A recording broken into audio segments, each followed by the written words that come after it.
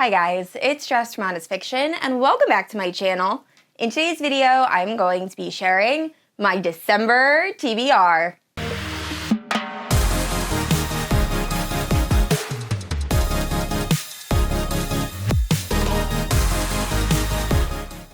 Alright guys, so we have finally made it to December. I don't know about you, but 2024 has been the most roller coaster of a year. I have had so many ups and downs, and I am just so thankful that this is the last TBR of this year, because this year it has been rough, and I am so ready for 2025. Now, with that being said, I will say this TBR is unbelievably ambitious. I essentially pack this with all of the fantasy romance books I want to read before the end of 2024. So I'm really hoping to get to all of these books, but there is a lot. There is also one dark romance book at the very end of this that is also very thick, but I really want to read that before the end of the year. So with that all out of the way, if you are unfamiliar with my channel, I post new videos every Wednesday and Sunday. If you haven't yet, please like and subscribe. You can also hit that notification bell to be notified whenever I post new bookish content. You can also check out my Instagram, Goodreads, and Patreon, all linked down below. With all that out of the way, let's talk about the books I want to read in December. Alright guys, so starting off with my Patreon book club pick for December. If you're unfamiliar with my Patreon, every month I choose 3 different fantasy romance books that my patrons get to vote on, and then whenever book comes out victorious, I then add to the Discord where we can discuss the book as we're reading it, both our spoiler and spoiler-free thoughts. And then at the very end of the month, I will host a live show where we all get to talk about the book. So I will say for this month, the voting was neck and neck. I really wasn't sure who was going to win, but the winner ended up being Serpent and the Wings of Night by Carissa Broadbent, which is perfect because the newest book in the series just released and is also on this TBR. So I am very excited to reread this book. Now, if you're unfamiliar with Serpent and the Wings of Night, we are following Aurea, and at the start of our story, she is a young girl that has recently become an orphan. So she ends up being found by the King of the Vampires, who takes her to his home and raises her as his ward. Now, Aurea grows up in a very difficult existence. She is surrounded by vampires, so this has been very dangerous. So when she comes of age, she decides to enter the Kajari, which is essentially a tournament to the death, and the winner will be granted a wish from the goddess of death herself. So Aurea right away starts this tournament and realizes this is unbelievably dangerous and unfortunately has to align herself with some vampires from other factions. And this main book is really just the tournament, and it is so unbelievably good. It really just drops you into the action. I absolutely loved it. And then I believe the second book, Ashes in the Star Curse Gang, gets a little bit more into the romance. Unfortunately, I've never read that book. It is also on this TBR. So once again, I am so excited, and I'm so happy my patrons picked this one. And next up, I plan on continuing the Legend of Thesmar series read-along that is taking place over on my Patreon by reading Slaying the Shadow Prince.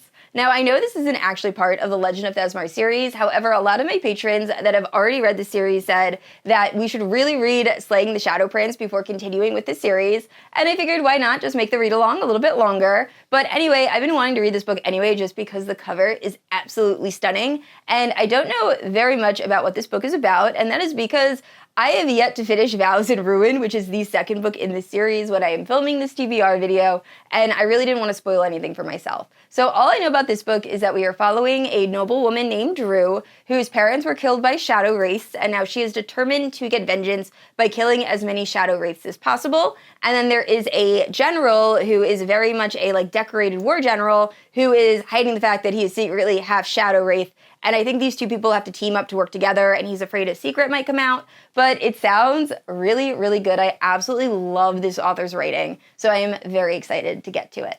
Alright, and this next book is definitely more dark academia fantasy than fantasy romance. However, it was written by the same author that wrote The Sword of Kagan, which I recently finished, and it is an absolute masterpiece and one of the best books I've ever read in my entire life. So I have very high hopes for Blood over Bright Haven. Now, I believe this is a vampire dark academia. We're following this woman who has grown up and spent her entire life studying magic, hoping that one day she'll be admitted into this prestigious order of mages. Well, she ends up working unbelievably hard and passing her exams, and she is admitted, but she realizes that the other mages aren't really taking her seriously because instead of giving her an assistant, they end up giving her a janitor. But what they don't realize is this janitor has quite a past. He used to be a tracker in another country, and I believe these two are going to have to work together to try to prove themselves, but I don't really know anything else other than that. I know it is very, very dark,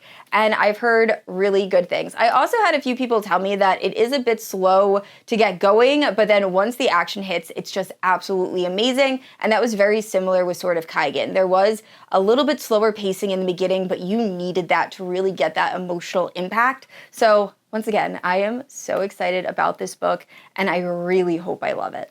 All right, guys, I will finally be reading The Crown of Oaths and Curses by J.Bree. First, I would like to say thank you guys so much. There was one day I checked my Instagram and I had so many DMs or tags in stories just letting me know that the audiobook was going to be available. And I was so unbelievably touched because I have talked about it in a lot of videos, but just the fact that you guys went out of your way to let me know, thank you so much. I was really touched. But anyway, I have been waiting for this book. So I know the second book has received some negative reviews, but still, I love the J.Bree Why Choose fantasy romance series, The Bonds That Tie. So I feel like I'm going to absolutely love Crown of Oaths and Curses. Now, I have pitched this book so many times and I'm still not sure what this book is about, but I do know we are following this witch who knows she has to marry and I think help a king fulfill his goals. And if she does this, then she will somehow complete this prophecy. The only downside being this king's goals is to eliminate and kill off all of her people because she is a witch and he is a fae. And I believe it kind of progresses from there. But overall, I'm pumped. I have been wanting to read this for so long. So as soon as I finish the books I have commitments and I have to finish, I will be picking this book up. And next up is Peaches and Honey. Now, this was almost the winner of my Patreon Fantasy Book Club pick for December, so I am really curious. I haven't heard a lot of people talking about this book, but the cover is absolutely gorgeous.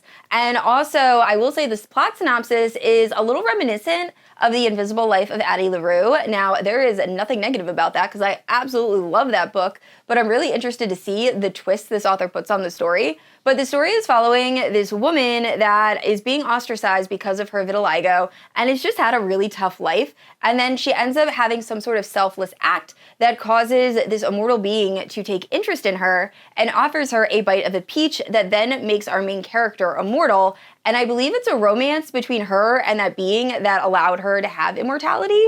And this story goes from there. So once again, I am very curious and very excited to pick this up in December. And next up are two more books by Carissa Broadbent. So first up, we have The Ashes and the Star-Cursed King, which is the sequel to The Serpent and the Wings of Night. So I honestly have no idea what this book is about, other than the fact that it takes place after the events of the first book, so right after the trial, and the romance in this is slightly more prominent than the first book.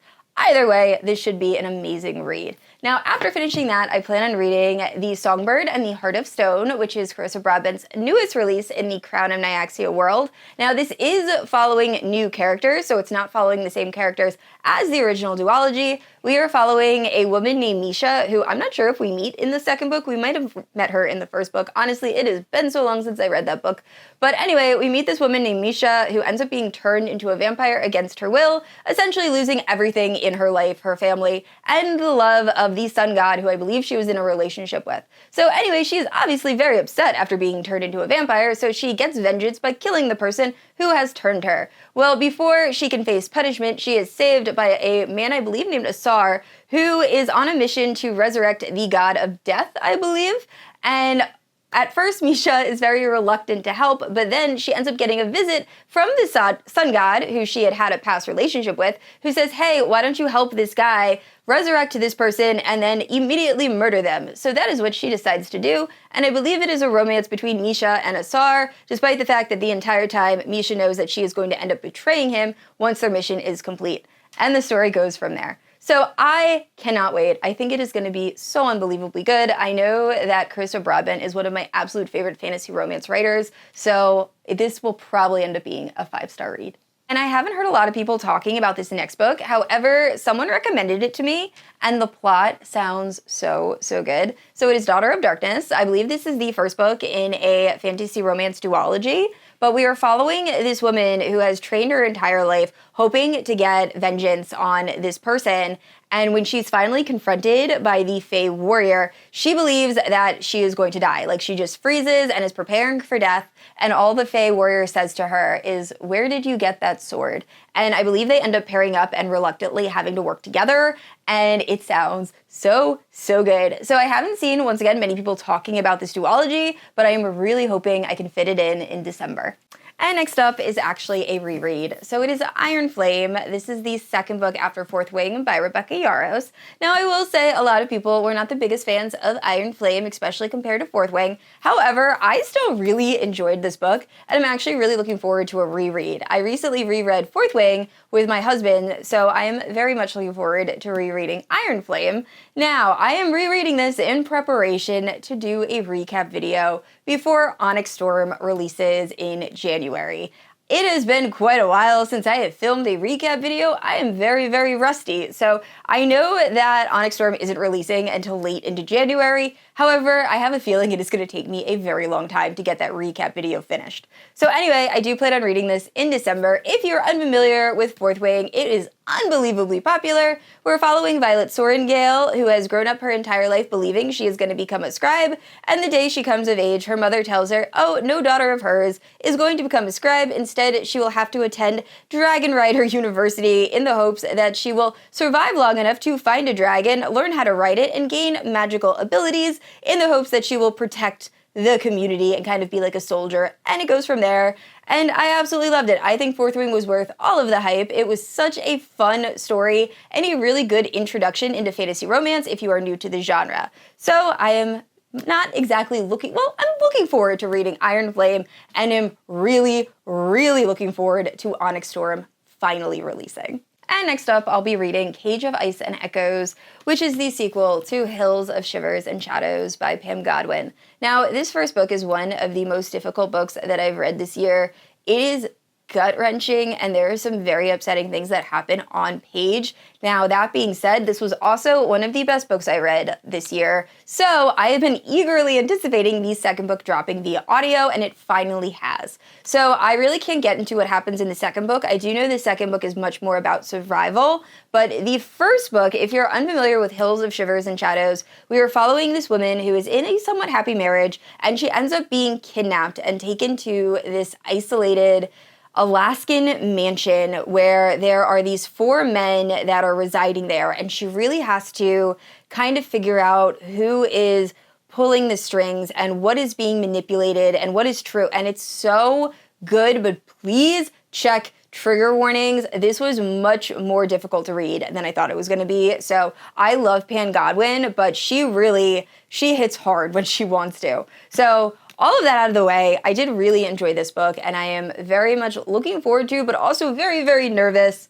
to read the sequel. And the last 2 books are both holiday romances. Now, I consider just skipping holiday romances this year because I end up not rating them very high. However, I swear every time I go on Bookstagram, I end up seeing My Neighbor Who Stole Christmas by Meghan Quinn. So I do plan on picking that up. I believe this is kind of like in a grumpy sunshine type rom-com. We're following a guy that lives in a Christmas town despite absolutely loathing everything that has to do with Christmas. And then a woman that I believe he has a bit of a past with ends up moving to this town to take care of her dying aunt, and then she ends up entering a competition, and then he ends up doing the same in the hopes of beating her, and it's their romance. So that just sounds really cute, so I'm hoping I end up liking that one.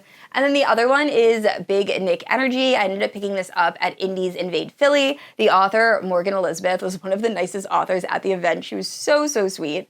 But anyway, I believe this is following a woman that after a divorce, she ends up going on a Tinder date, and the Tinder date invites her to his house for Thanksgiving because he didn't want her to be alone on Thanksgiving, where she ends up meeting this guy's father. And the father brings up Elf on the Shelf in front of her kids, to which she becomes very annoyed, but he says, don't worry about it, I'll do it for you for the year. And I think it's their romance, so a bit of an age gap. That sounds really good. So I'm hoping I end up loving this, but they are both available via audio, and we will see. Maybe I will end my Christmas holiday bad luck. Alright guys, those are some of the books I plan on reading in December. Please let me know down in the comments below if you have read any of the books I mentioned. I'd also like to say a special thank you to my Paladin protectors, Amanda, Erin, Lotta, Kat, and Leslie. Thank you guys so much for supporting my channel. And I said this already, I post new videos every Wednesday and Sunday, and if you haven't yet, please like and subscribe. I will see you all next week. Bye!